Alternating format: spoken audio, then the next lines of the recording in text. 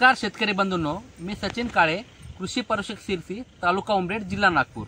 आज आपण आलेलो आहोत सोयाबीनच्या बियाण्याला FIR पद्धतीने बीज प्रक्रिया कशा पद्धतीने करायची। सोयाबीन हे आपल्या विदर्भातील महत्त्वाचे तेलबिया पीक आहे। या पिकाला FIR पद्धतीने बीज प्रक्रिया करताना आपल्याला हातामध्ये मास्क, हातामध्ये हँड ग्लोव्स, तोंडाला मास्क ह्या बाबी फार महत्त्वाच्या आहेत। ह्याच्यामुळे कुठल्याही प्रकारची विषबाधा होणार नाही।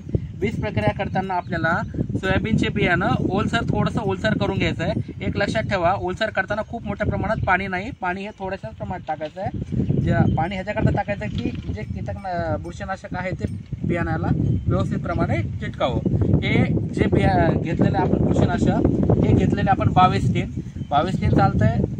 थायरॉम, कॅप्टॉन, 22 हे बीज प्रक्रिया करता चालतंय। याचं जे प्रमाण घ्यायचं आहे आपल्याला प्रति किलो बियाण्याला 3 ग्राम, याप्रमाणे 2 किलो बियाण्याला आपण 6 ग्राम वापरणार आहोत। तसेच जैविक बुरशीनाशक जे आहे ट्रायकोडर्मा हे देखील आपण वापरू शकतो। ह्याचं प्रमाण प्रति किलो बियाण्याला 4 ग्राम, याप्रमाणे 2 किलोला आपण 8 ग्राम पर्यंत वापरणार आहोत। बुरशीनाशकाची बीज प्रक्रिया करताना सम प्रमाणात बियाण्यावरती हे आपण बुरशीनाशक टाकलेलं आहे।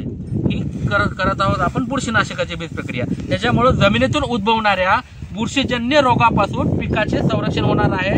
त्याच्यामुळे कुठलाही मुळकूज म्हणाव किंवा मर म्हणाव असे कुठलेही रोगापासून प्रतिबंध होणार आहे। एकदा जर जमिनीतून रोग उद्भवला तरी ड्रेंचिंग किंवा कितीही वरतून औषध वापरलं तरी त्या रोगाचं हे नियंत्रण होणार नाही। यासाठी बुरशीनाशकाची बीज प्रक्रिया करणं फार गरजेचं आहे। यानंतर आपण जे इन्सेक्टिसाइड आय जे आहे FIR मधला आय, यासाठी इन्सेक्टिसाइड कीटकनाशक वापरणार आहोत थायमिथॉक्झॉम। बघा, गेल्या 2 वर्षापासून सोयाबीनच्या बियाण्यावरती 1 महिन्यानंतर जवळपास जी खोडमाशी आहे या किडीमुळे मोठ्या प्रमाणात नुकसान झालेलं आहे। खोडमाशी एकदा खोडात शिरली तर वरतून औषध वापरून काही उपयोग नाही ना। याच्यासाठी जर बियाण्यामध्ये जर सुरुवातीला आपण जे थायमिथॉक्झॉम कीटकनाशकाची बीज प्रक्रिया केली त्या किडीचं नियंत्रण होणार आहे। ह्याचं जे प्रमाण वापरायचं आपल्याला प्रति किलो बियाण्याला 10 ml, याप्रमाणे 2 किलो जे बियाणं आपण घेतलेलं आहे त्याला आपल्याला वापरायचं आहे 20 ml। हे समप्रमाणात टाकायचं आपल्याला बियाण्यावरती आणि हे चांगल्या प्रकारे सोडायचं। सोडताना एक लक्षात ठेवायचं, बियाण्याचं कोटिंग हे फार नाजूक असल्यामुळं बियाण्याला एकदम हळूवारपणे सोडायचं आहे। अशा प्रमाणे आपल्याला लाल रंग सगळीकडे येणं गरजेचं आहे। या कीटकनाशकामुळे सोयाबीन पिकाच्या सुरुवातीच्या 20 ते 25 दिवसाच्या कालावधीमध्ये खोडमाशी या किडीपासून पिकाचे संरक्षण होणार आहे।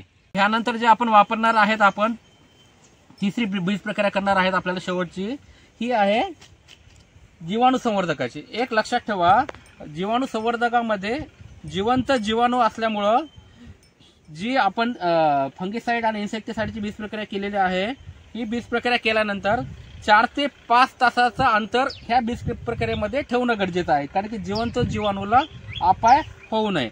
इन्सेक्टिसाइडची जी ट्रीटमेंट झाल्यानंतर आपण जे हे घेऊन राहिलो लिक्विड कन्सोशिया, ह्याच्यामध्ये NPK, नायट्रोजन, फॉस्फरस आणि पोटॅश तिन्ही घटक आहेत। याचं जे प्रमाण आहे आपल्याला प्रति किलो बियाण्याला 7.5 ml, याप्रमाणे जे 2 किलो बियाणं घेतलंय त्याला आपण 15 ml आपण हे घेत आहेत।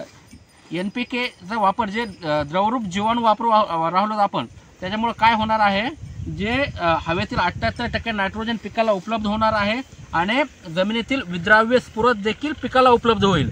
याच्यामुळं जे खतावर अनावश्यक जो शेतकऱ्याचा खर्च होतो तो कुठेतरी कमी होणार आहे। आणि एक बघा शेतकरी बंधूंनो, सोयाबीनच्या झाडाला जर आपण एखादं झाड उपटून पाहिलं त्याच्यावरती गाठीचं प्रमाण असतंय। बघा, गाठीचं प्रमाण जास्त तर पिकाची वाढ जोमदार। गाठीचं प्रमाण वाढवण्यास काय मदत करतंय, हे लिक्विड कन्सोशिया मधलं जे नायट्रोजन हा N आहे ते करतंय। अशा पद्धतीने जर आपण बियाण्याला बीज प्रक्रिया केली तर येणाऱ्या हंगामामध्ये आपल्याला सोयाबीन पासून उत्पादनावरील जो शेतकऱ्याचा खर्च जातो तो कमी तर होईलच होईल आणि निव्वळ नफा हे शेतकऱ्यांच्या पदरी चांगल्या प्रकारे पडेल। जीवाणू संवर्धकाची बीज प्रक्रिया केल्यानंतर लगेच आपल्याला पेरणी करण्यास सुरुवात करायची आहे।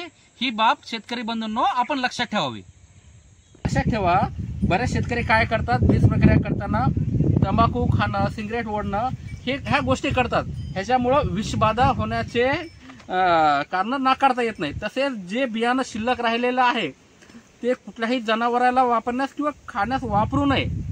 अशा पद्धतीने जर आपण बीज प्रक्रिया केली तर नक्कीच येणाऱ्या हंगामात सोयाबीन पीक हे कीड व रोगमुक्त होऊन जोमदार वाढेल. धन्यवाद.